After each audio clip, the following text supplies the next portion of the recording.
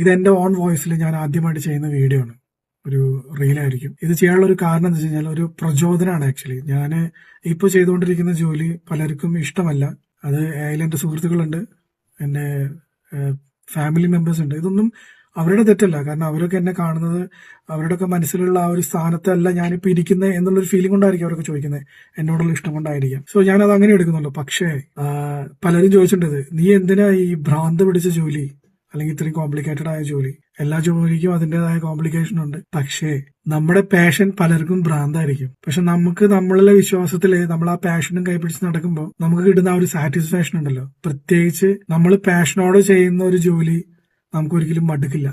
ഞാൻ പലരും പറയുന്നത് കേട്ടിട്ടുണ്ട്, ഓഫ് മടുത്തു ഈ ജോലി, വയ്യ എനിക്ക് മടുത്തു, ഞാൻ വീട്ടിൽ പോവാ.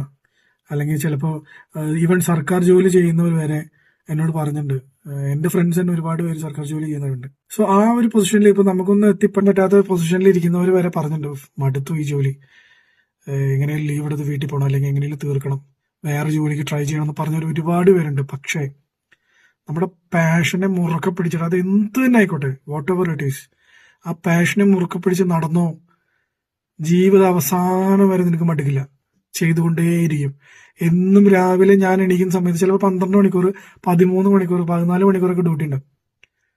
അത് കഴിഞ്ഞ് പിറ്റേ ഒന്ന് ഉറങ്ങിയൊന്ന് എണീക്കുന്ന സമയത്ത് എവിടെ എൻ്റെ ആ ജോലി, where is my hot seat എന്ന് ചിന്തിക്കുന്ന ഒരു വ്യക്തിയാണ് ഞാൻ. അത് എൻ്റെ പാഷനാണ് ഞാനിപ്പോൾ ചെയ്തുകൊണ്ടിരിക്കുന്നത്. അതുപോലെ തന്നെയാ മക്കളെ, പാഷനെ പിടിച്ച് നടന്നോ, ഒരാൾക്കും നിങ്ങളെ പിടിച്ചാൽ കിട്ടില്ല.